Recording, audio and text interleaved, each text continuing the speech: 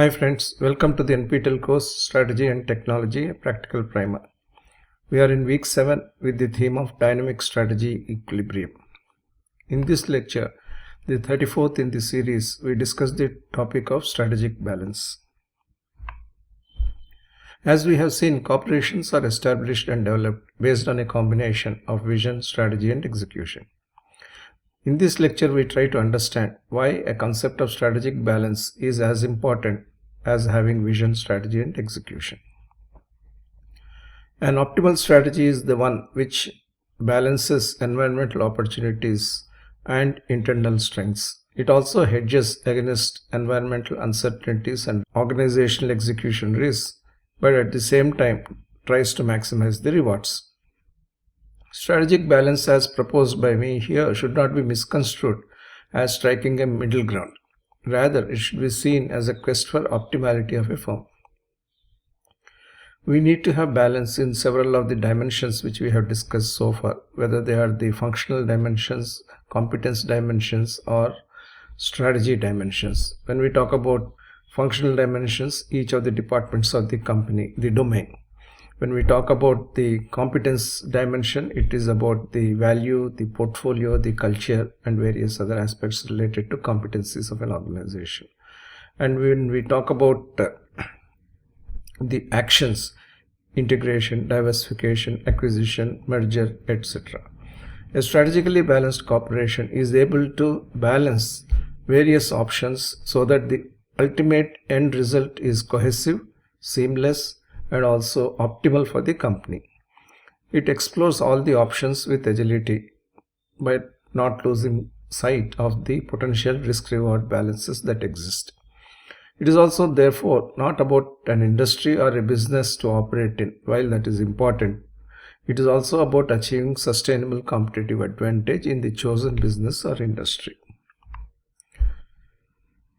Of the three which we have discussed, vision, strategy and execution, strategy undoubtedly sets the pathway to accomplish the vision through execution. Strategy differentiates one from the other, but also execution differentiates one firm from the other even more. It is also not necessarily only about performance, it is also about how it is trying to achieve that performance. Whatever be the strategic actions you take in terms of specialization, diversification, integration, being local, going global, and so on, the overall fundamentals of strategy haven't altered much over the years. But the environmental information that is available, the environmental opportunities that are available, and the uncertainties that have emerged are far more complex and more volatile than ever before. The number of players in an industry has also increased significantly. Corporations are finding it difficult to develop unique strategies. Strategy in this context, therefore, has to be very specific, very balanced. We have focused in the previous lectures on several concepts of strategy. The primary one which we have discussed has been the Porter's competitive strategy. We also discussed C.K. Pella's theory of co-competence. We also discussed other aspects such as the balanced scorecard, blue ocean theory, and a host of other activities, approaches related to industry evolution and competitive strategies. All these theories have evolved in the 1980s and 1990s. They do not possibly consider the spread of information and options as now available for strategists and firms. We are all aware that there are only three generic strategies which any firm can adopt. Generic strategy being a broad approach: cost leadership, differentiation, and niche. Everyone may pursue this, but who will pursue in what way, and how the balance will be struck between cost leadership, differentiation, and focus is also a discussion of strategic importance. How do we do that? How do we become a strategically balanced corporation? And what does strategically balanced corporation mean? These are the items of discussion in this lecture. It is not a scale-related existence for companies anymore. While top-tier companies are having advantages of scale, scope, better revenues, better profitability, a mass which is much more than critical mass, and an ability to take several initiatives, but the stakeholder returns are not necessarily related only to being a top tier company. We have in the information technology industry, Infosys, TCS, Wipro, Cognizant, HCL Technologies, Tech Mahindra. These are undoubtedly the top tier companies and they enjoy significant advantage. But we also have successful mid-tier companies which are providing good returns to the stakeholders. Emphasis, Oracle, L&T Infotech, Mindtree, Tata Elxsi, Coforge, Happiest Minds, to quote a few examples. This is not to say again that only mid-tier and top tier is important. Even small tier companies are having good potential and also potential for growth. Sonata, Birlasoft, Tanla, eClerx, Tech Solutions, Majesco, L&T Technology, Nucleus are some such examples. Strategic balance is the art and science of finding the right balance of revenues, profitability, scale, scope, and market capitalization in discrete periods of time in the overall industry structure and in the overall industry evolution. A small tier company, when executing well, could become a mid-tier company, and a mid-tier company, when executing well, it could become a top-tier company. It is a process of corporate growth along with industry evolution. The magic of strategy is that even if industry is not growing as well, some companies can perform much better than the industry average. An optimal strategy is one that is not only open to environmental opportunities but also hedges against uncertainties of environment. We must beat the competition, but not at the cost of commercial prudence or financial stability. We can plan based on our resources, that is, resources which are available with the company, or generate resources to plan and execute a grand strategy. We also have a proactive strategy, which is a parallel process. That is, you move ahead with the available resources, but keep generating more resources to execute even more. This requires that the strategy must always balance rewards with the risks on one hand and aspiration with attainability on the other. Attainability is the foundational plank. But once that is done, you should look for aspiration to drive your future growth. Obtaining this balance is a delicate and complex process. Many strategists try to plan straight away for the aspiration, start off with the available resources, and hope to generate additional resources as the execution starts. However, there could be unexpected bottlenecks, as we have seen the public health emergencies, geopolitical developments, trade wars, Brexits, and so on, in which case resource generation may be adversely affected, in which case the entire strategy falters. The other way, therefore, to look at is to look at a module of strategy based on available resources, and even as success is getting achieved, we move into the other area. I talked about Orchid Pharma as one of the companies which pursued a grand vision. But the way the grand vision was conceptualized and executed was that out of the 3 antibiotic therapies that were available, it started off with cephalosporins, executed the module, proved the module, and then went into penicillins. And as that also got proven, we went into the carbapenems area. That is a type of strategic balance. This concept of strategic balance is relevant for mono-product as well as multi-product and multi-business firms. Always balancing risks and returns is the key guidepost in strategic balance. It is also not necessarily limited only to products or services. It covers all the essential parts of a firm's value chain, and these include products and services delivered, the manufacturing or delivery process used, the customer outreach mechanism that is employed, the after-sales service that is provided, and the human resources deployed, and so on. In fact, whatever dimension the company works on and whatever be the domain that supports the company achieve that could all qualify for strategic balance analysis. Then there is the issue of companies trying to adopt extreme strategies. There is a theory that the higher the market share, the higher the profitability. It is PIMS research, profit impact of market share research. Many more polarities also exist, that higher scale will lead to the lowest cost position. So research teams have investigated these 4 kinds of approaches, unique sustainability characteristics that specialized and conglomerate businesses might possess. And those characteristics based on product specialization and business specialization vis-a-vis product diversification and business diversification. However, research on what constitutes a strategic balance and whether it leads to superior performance is practically negligible.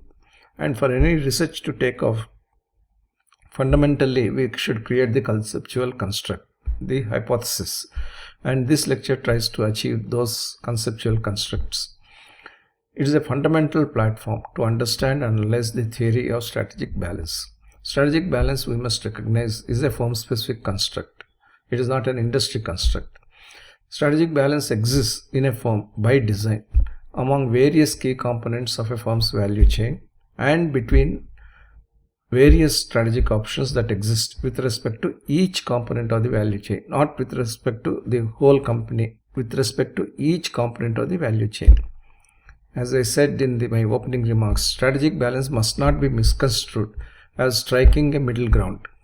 Rather, it should be seen as a quest for optimality of a firm. The concept of strategic balance is amplified in the next slides. Some examples of the companies that are specializing in parts of the value chain are provided here. If we take the value chain components such as R&D, manufacturing, supply chain, marketing, human resources, information technology, finance, quality, I have the examples here. Curia specializes in R&D. Lonza specializes in contract manufacturing. Delivery specializes in supply chain. Carrot specializes in marketing excellence. Citi is a specialist banking corporation. PQE Group, a global quality solutions provider, focuses on quality. Aon looks at human resource. Tata Elxsi on information technology. There are companies, therefore, that have specialized on certain aspects of the entire value chain and developed a niche for themselves. But the question even such companies face is whether to have the full value chain coverage and whether that should be present in the business versus having it all through the broader industry. That is, R&D itself has a value chain. Should we cover that fully or look at the whole business of R&D and try to cover that? These are the kinds of dilemmas which companies and their strategists get. When you look at this approach, there are different viewpoints. Some believe that it is not important for a firm to operate across all segments of the value chain. Your ambition and your accomplishment are not necessarily related to the breadth of the value chain that you are trying to straddle. You can get a core competence in any segment of the value chain, stick to it, and become an industry leader globally. It's possible. And many of the companies I have listed have exactly achieved that. There are also history examples in business of companies that mimicked a full value chain operation, but they did it only based on certain internal strengths and went through a large extent of external support. That is, the coverage of the full value chain has been developed based on a asset-light, competency-light model. The opposite for that has been that some firms tried to do everything by themselves and got burdened the weight of the resources that are tied to those investments. But when you look at the asset-light model, there is always a possibility that the firms could find the rug pulled under their feet when the alliance partners do not work the way they have promised. And at that point of time, lack of internal capabilities comes as a blow to such companies. As a matter of principle, therefore, a firm that does not ensure value chain balance with appropriate attention to key components such as R&D, manufacturing, supply chain, marketing, human resources and information technology would be suboptimal and less sustainable in a competitive world. To revert to our example, even if it is Curia specializing in R&D, it has to focus on all the aspects of its value chain, including supply chain for itself, marketing of its R&D products and services, talent management and information technology that ensures that its R&D processes are the best and most approvable under the US FDA environment. It is important to note that regardless of the size of the company or specialization of the company, every company will have its industry specific or business specific value chain, and that must be the first focus of the company before a company can think of straddling the entire value chain of the product or the business or the industry itself. So understanding the value chain or the business chosen is more important than trying to focus more on what could have been our business and try to work on that value chain. This approach helps you to build your strengths, build your performance capabilities in that module of a full value chain, but of a segment of the value chain creditably, and then expand further, diversify further based on the credibility that you have developed. And if external alliances are a must because of resource constraints, they should be structured by the firms in such a way that they are long-term win-win situations and there are no temptations for any external partner to move out of the alliance. In fact, there should be all the incentives for companies to work together based on the alliance framework. So when we look at these balance concepts, there is concepts of balance, we have to see that in respect of each of the dimensions of the company. As I said, the functional dimensions, the strategic dimensions. Every firm exists and grows primarily based on the products and services in a particular business, and that business could be hospital or healthcare business, automobiles or transportation business. This product portfolio of this particular specialized business can also be a diversified portfolio. The notion that portfolio concepts are valid only for diversified businesses is outdated. Even a business of coffee chains can apply and benefit from a portfolio balance concepts. Once a business is defined, whether narrowly or broadly, a portfolio of products and services can be developed creatively. And that approach is based on the strategic truism that even a seemingly focused product or service offers more than just one product or service functionality to the customer. You may think of a restaurant which is put in a macroscopic manner on the roadside. You will see that all in New York and various other US states. This is a mini restaurant that is available on the road. We in India have also these roadside food vendors. They look like having a very narrowly defined product range, but you come closer and look at the offers. There is a portfolio there, from freshly made food to packaged food, from ethnic food to non-ethnic food, from healthy food to non-healthy food, and ways of delivery, that is, eat there or take it away from there. So there is a portfolio approach even in this simple example. A hotel may serve its guests in terms of lodging and boarding, but may also offer restaurant food to non-guests and kitchen services for food delivery to homes and businesses.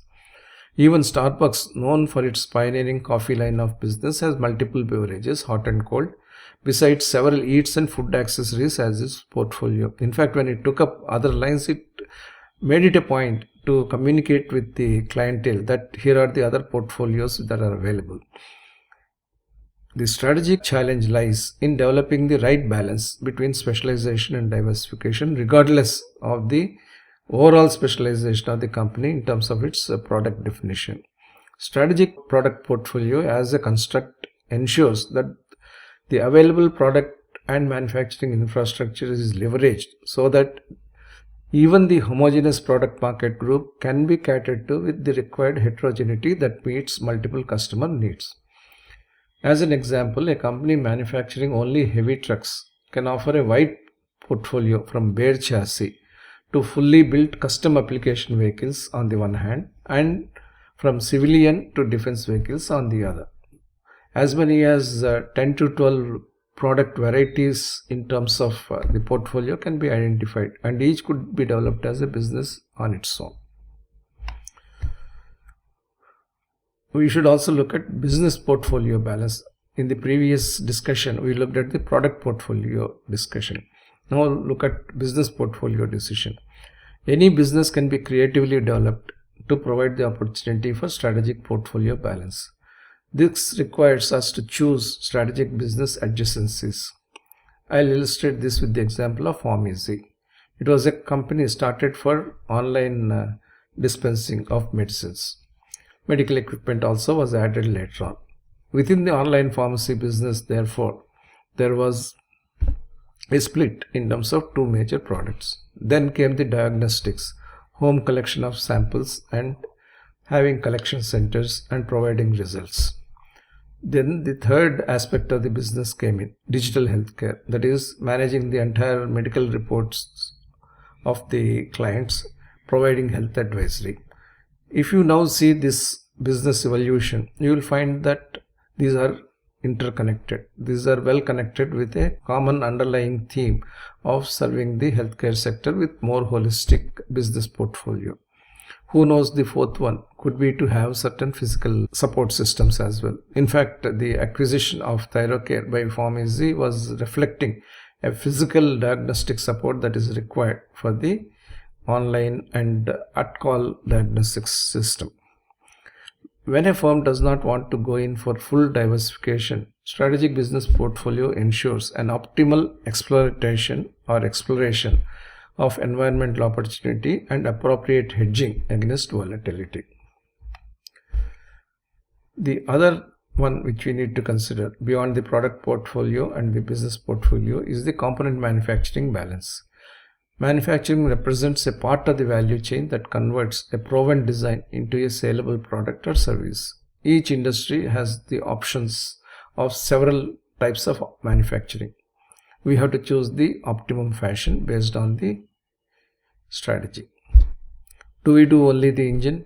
Do we do the internals of an engine? Do we do only the chassis or the frame, or do we do the axles alone? What can we do? What can we outsource? Does it make sense to do only axles and do nothing else? It is paramount to tail wagging the dog.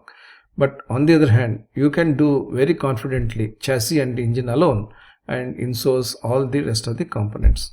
So there is a paradigm of an optimal manufacturing balance that can be developed. A highly evolved industry where each component or material has also matured into its own industrial structure provides several solutions for manufacturing optimality. In the automobile industry, every component has evolved into an industry of its own. Therefore, the options are several. On the other hand, if the industry is freshly brewing, it is a new industry based on sunrise technology, there are fewer degrees of freedom to offer. The former, that is where each component is evolved as an industry, implies an established quality and cost base, and that can afford higher outsourcing. The latter, that is a nascent industry based on sunrise technology, would have doubtful engineering and quality fundamentals if you were to choose outsourcing. Therefore, you need to have much greater control over manufacture through integration in such an industry. An automobile manufacturer outsourcing different components based on availability of internal and external capabilities is an example of the former. On the other hand, a coffee chain seeking control over coffee plantations, roasting technologies, and coffee making is an example of the latter. We also have to look at, apart from component manufacturing balance, strategic manufacturing balance. That is where the methodologies we discussed of integration and outsourcing come in. We can have complete integration or we can have complete outsourcing. We can look at captive control as our goal or collaborative control as our goal. We also looked at how tapered integration and quasi-integration can be there, a financially timed semi-integration option. If you go in for complete integration, we are most likely than not be bound by highly resource intensive, high fixed overhead financial structure. It could be catastrophic in the event of a precipitous demand downturn. That is the risk we take. The other advantage we discussed then is the avoidance of margins that we give to our suppliers and complete control over the quality. When you go in for complete outsourcing, we enjoy the benefits of being resource lean with low overheads, but this whole structure could be extremely vulnerable in the event of a sharp and sudden demand uptick, because every manufacturer of the smaller inerts would be trying to maximize its opportunity rather than the end product's opportunity. Therefore, there will be a kind of balance which would exist. If you have an established quality system across the industry, you would be in a position to go in for much higher level of complete outsourcing. But if the entire quality system is in the process of development, you would have much lower level of outsourcing. So we have to look at the appropriate strategic manufacturing balance based on the nature of the quality that you have already imbibed into the system and the nature of resource level that you can tie up into the integration process. When you take a strategic manufacturing approach, you can ensure a balance between optimal quality, cost, and delivery capabilities of a firm. We looked at the component manufacturing balance from the viewpoint of which type of components would be beneficial for the company. But we can look at the entire paradigm in a strategic approach. We can have different ways of looking at manufacturing integration. We can look at complete integration, we can look at complete outsourcing, and we can also look at quasi-integration. Here we are not discussing which types of components to make in-house, which types of components to make outsourced way. This will be part of the decision making in any case. What we are seeing here is the approach we take to manufacture different types of components, integration or outsourcing. Complete integration is highly resource intensive. High fixed overheads characterize that approach, and it could be rather catastrophic in the event of a precipitous demand downturn. On the other hand, complete outsourcing is resource light, and it will have better flexibility and could also benefit from the specialization of component manufacturers. But it could be highly vulnerable when there is a huge demand uptake and component makers are unlikely to support the original framework agreements. A midway between the two is the quasi-integration, where total investment commitment is avoided, but at the same time, because of the minor or equal investment, there is a preferred vendor relationship between the company as well as the component makers. Strategic manufacturing balance ensures optimal quality, cost, and delivery capabilities for a firm, consistent with its resource and investment capability. It is not independent of resource and investment capability. It is consistent with the resource and investment capability. Marketing also requires balance. Product marketing requires a capability that will take the brilliance of design and manufacturing to the hearts and minds of the customers. Marketing balance is not about regional marketing, that is, whether you should have equal sales in South and West and lesser sales in North and East. It is not about geography, it is not about customer segments, it is not about allocations between domestic and exports. It is about striking the right balance between the product and the sales channel, between different marketing channels, and between sales and service. A technological marvel such as Nano failed mainly because of the failure to translate and communicate the potential of design and manufacturing brilliance to the customers' minds and hearts. Had Tata Nano been marketed through an exclusive car dealer network with appropriate emphasis between different marketing approaches and a special after-sales package and even a special parking support package, Nano could have captured the imagination of the target market segments. At the same time, the best of marketing cannot make up for strategic imbalances in either design or manufacturing. Godrej Interior comes across as a prime example of a lack of strategic portfolio balance, preponderant dependence on all steel design and manufacture as is Godrej wont. This dependence eventually resulted in a low business outcome, despite some great strategic marketing balance that Godrej has in terms of brand equity, distribution channels, and marketing impact in terms of advertisement. So here we have two examples.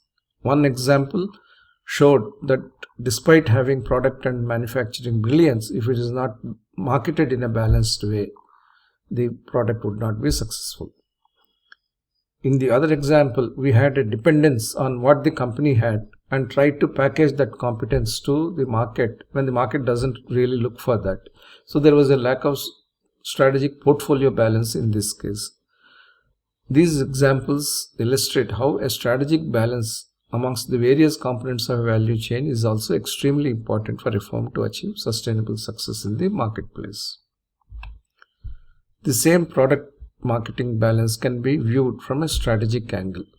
Product-oriented marketing needs to be transformed into customer-oriented and experience-oriented marketing, and that has to be in alignment with the objective of gaining customer trust and loyalty, which means that each marketing strategy must be able to create unique customer experience.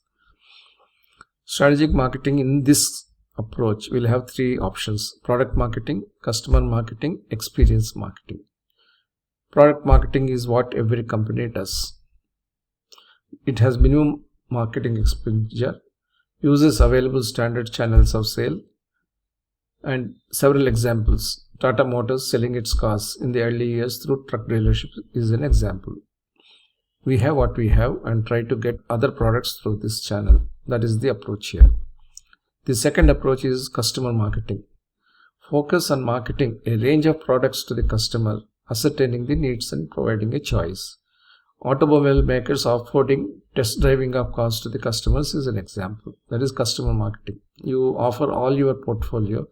Let customers drive each of the vehicles or whatever vehicles they would like to drive, and then make the customers engage with the product and the company. The third approach is the experience marketing. The company will invest heavily to develop products based on design thinking and create exclusive channels for customers and create lifecycle experience feedback loop. Maruti Nexa and Ashok Leyland iAlert are examples of thinking with the customers, thinking with the operating conditions and providing solutions. From iAlert came AVTR range of trucks. Similarly, from Nexa, several new products including crossovers came. Strategic marketing balance lays the foundations for sustainable competitive advantage in the marketplace for firms. Let's look at product quality balance. In quality, there is no scope for balance. So why do we call product quality balance? Ideally, one must aim for perfection in quality, but at the same time, there is no point in aiming for perfection in quality when the usage level is only for 1 month, as an example, or when only fit for purpose level of quality is sufficient even for long-term performance. Therefore, there is a need to look at a sense of balance within the quality function as well. The concept of fit for purpose is based on each product having a defined design purpose and design life. Design purpose is the specification of the use of the product. For example, paper can be for rough use, letterhead use, brochure use, textbook use, packaging use, labeling use, and so on. The GSM thickness and texture of the paper is defined accordingly.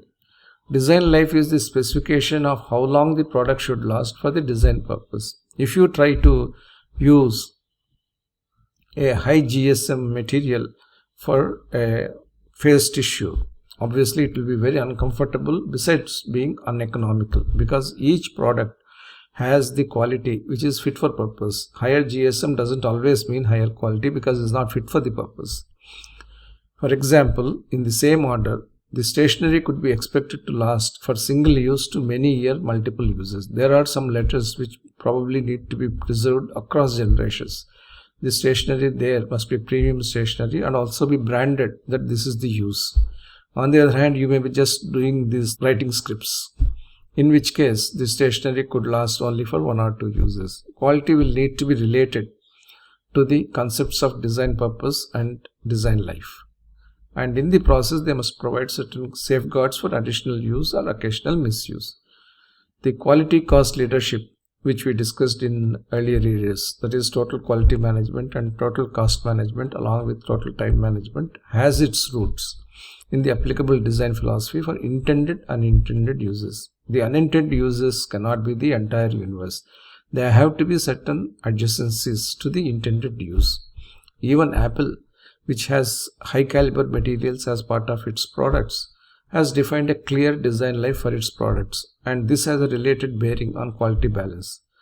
But in practice, the life extends far beyond. Firms are committed to an image of high quality, and they would go for the extra mile travel to provide additional quality and warranty. So fit for purpose doesn't mean that at the end of that design life, the product will collapse. It also doesn't mean that it will cover everything that is under the universe in terms of the fitness. Fit for purpose must be related to the design purpose and design life of the product. There is no point in having a product that outlasts 7 successive generations of product which are going to come in. The whole obsolescence that is inherent in that product will make it a journey which is worthless for that particular product. So you need to have some correlation between the pace of technological development, the pace of quality, durability. Both are interlinked. The same approach can be looked at from a strategic angle. Some companies go all the way to build a reality as well as perception of unassailable premium quality. Toyota of Japan, Mercedes-Benz of Germany reflect this strategic quality approach. It serves as the foundational strength. Strategic quality can be looked at product quality, performance quality, and perpetual universal quality. In respect of product quality, which most companies belong to, the company invests in design and manufacture to ensure design quality. Companies which are tied to performance quality is developed in such a manner that the desired performance occurs in all operating conditions, far beyond the specifications reading. In the perpetual universal quality, the company ensures total quality assurance from design to end of life in all its products, processes, and mindsets.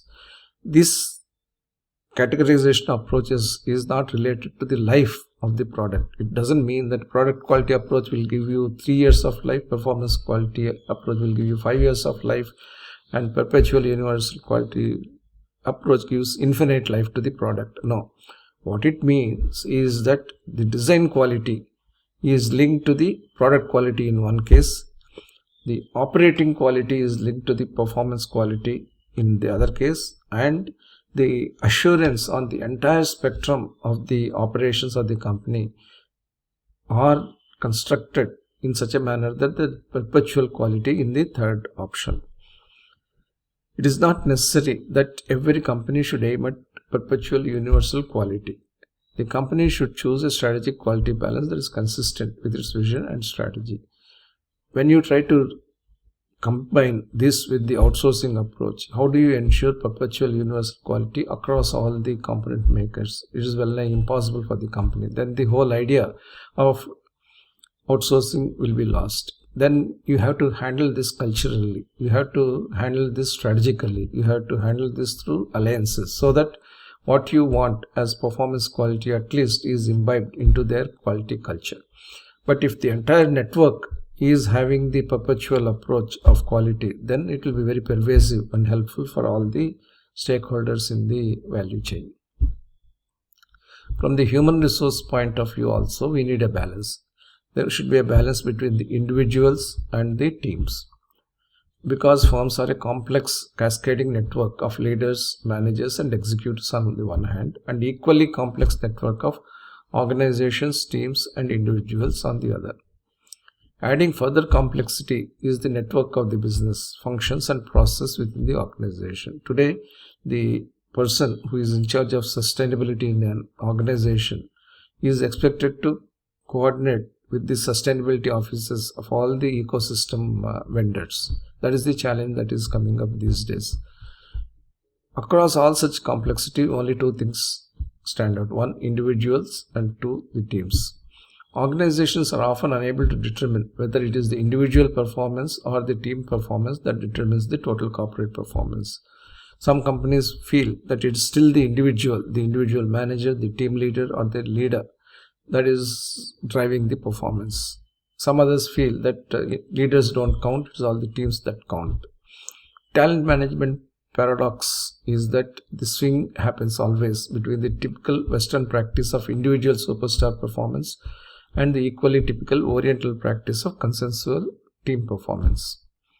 Therefore, there are some strange positions that are taken by leadership experts, we or I, in performance management, which should be encouraged, which should be deprecated. The concept of strategic talent balance requires that individual performance is treated on par with the team performance. It is not that I is downplayed or we is downplayed. Both are required. For organizations to be successful, meritocracy based on individual performance and individual recognition, and organizational harmony based on team performance and team recognition must coexist. You cannot attribute something to the team when it is only the individual who has created that achievement. At the same time, the leader cannot aggrandize for himself or herself the entire credit when the whole team has worked. It is pretty obvious. So without overwhelming each other, I as well as we are equally important for strategic talent balance. The strategic talent balance again can be looked at from a strategic angle. Many organizations have a people first credo, but only few organizations are able to implement and sustain the credo. There are three approaches here. Align the talent to the current business needs, which requires investment in human resources with immediate payoff. The second approach is to align the talent paradigm to the current and emerging business needs, in which case investments have to be made in human resources with at least a 3-year horizon. We align the talent development not only to the current and emerging, but also to the futuristic business needs. Investments in human resources with a long-term multi-year horizon are required in that case. We as companies must choose a talent horizon that is consistent with the business strategy. There is no point in building a multi-horizon business strategy and aligning the entire organization when the human resources function doesn't start putting in place a talent map that caters to the 3 horizons of the business. On the other hand, a simple, stable strategy will find the current talent strategy adequate, which is focused on the existing business. Whereas a company with 3 horizon strategy must ipso facto have a multi-horizon talent strategy too. Operational finance balance. Operational balance in finance requires the firm to balance the various decisions with reference to use of the resources, use of the firm's finances, and use of the products to generate cash flows. So the financial decisions can be in terms of investment decisions, financing decisions, liquidity decisions, and dividend decisions. Each decision singularly and collectively impacts the return and risk profile of the company. It is the responsibility of the financial and business leaders to take optimal financial decisions on one hand and establish the optimal risk-return trade-off between various business decisions on the other hand. In this, how do we get the strategic financial balance? We have seen that economic forces have a great impact on the industrial forces. In a similar manner, operational finance is also impacted by the several macro trends that exist outside and enveloping the industry. So the firm, the industry, the national economy, the global economy are concentric circles or circles within circles. The conversion standards are those which are within the control of the company.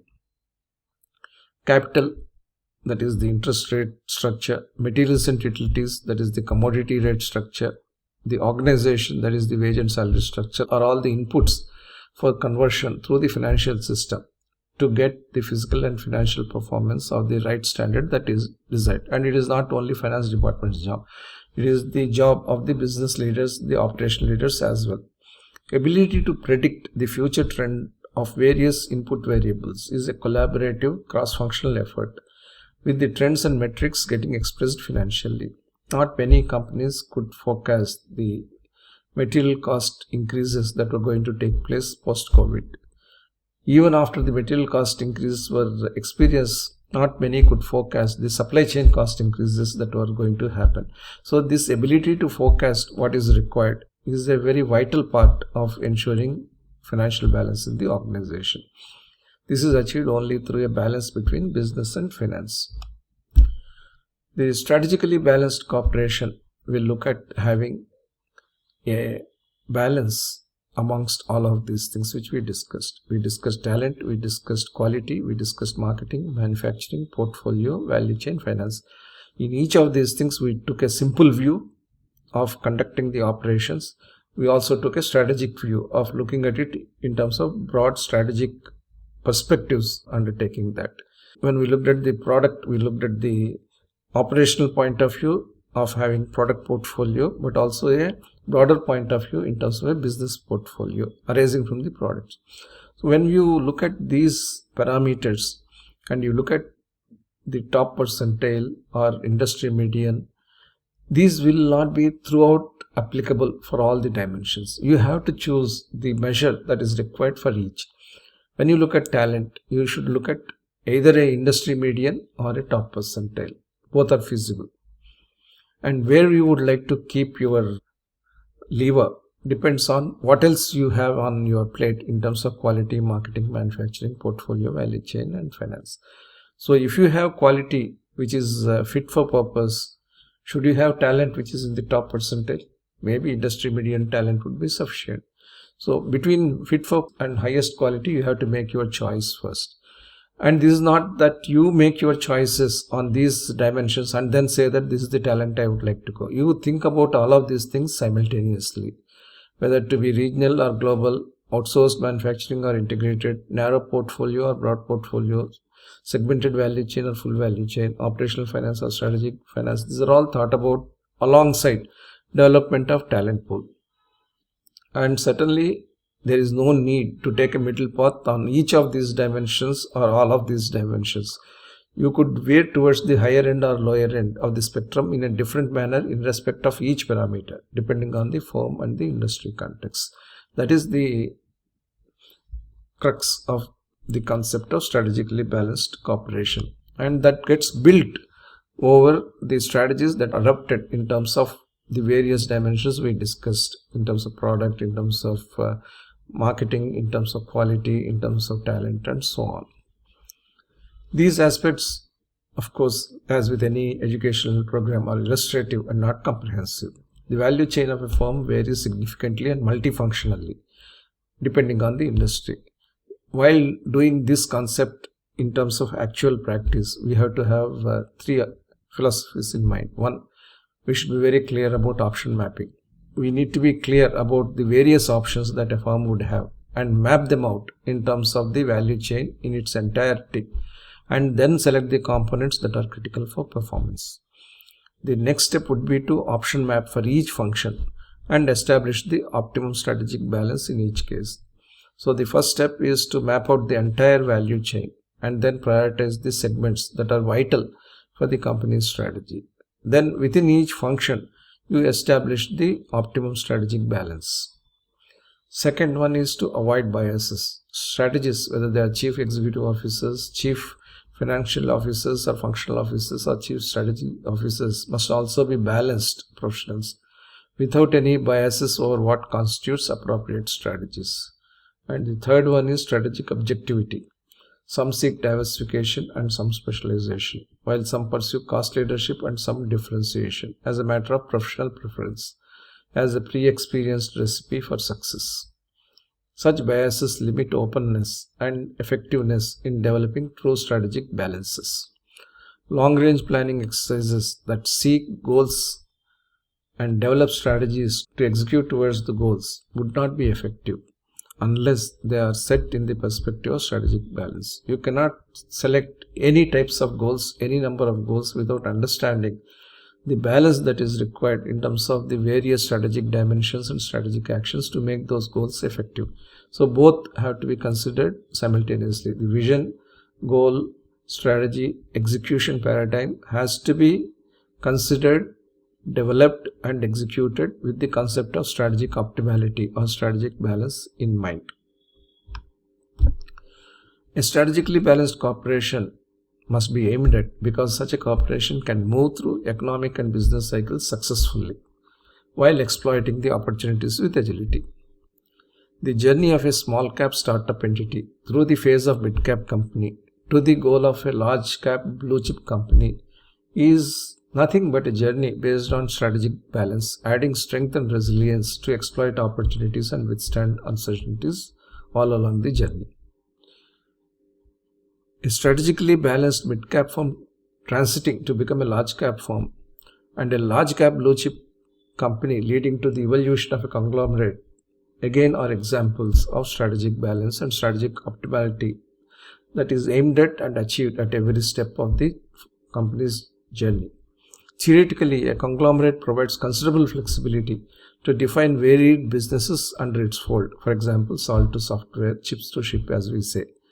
However, it is essential that each business or firm under the conglomerate umbrella is a strategically balanced corporation. Because conglomerates do not look at this aspect closely, we have conglomerates wherein a wrong 20-80 rule or 80-20 rule applies. Only 20% of the companies in a conglomerate will be really top class, getting 80% of the value. But the potential exists in such conglomerate for each company to excel. And that excellence will come when each business or firm is developed with strategic balance in mind. The seeding, screening and weeding of individual businesses adopted by big conglomerates from time to time itself is proof that the individual firms need to be strategically balanced and sustainably effective. Was the point in developing companies without much attention to these details and then say that we need to restructure, we need to remove the firms and so on? These are all lost opportunities. These are all lost investments. What should be done instead is to make sure that each company of the conglomerate works to its fullest potential. And in that, strategic planning and execution on one hand, strategic balance and strategic optimality on the other are required. If research were to be undertaken on the performance of strategically balanced corporations, the results would certainly support superior performance by and superior competitive advantage for strategically balanced corporations over anyone else or anything else in competition. Thank you. With this, we have come to the end of this lecture. We will meet again in the next lecture.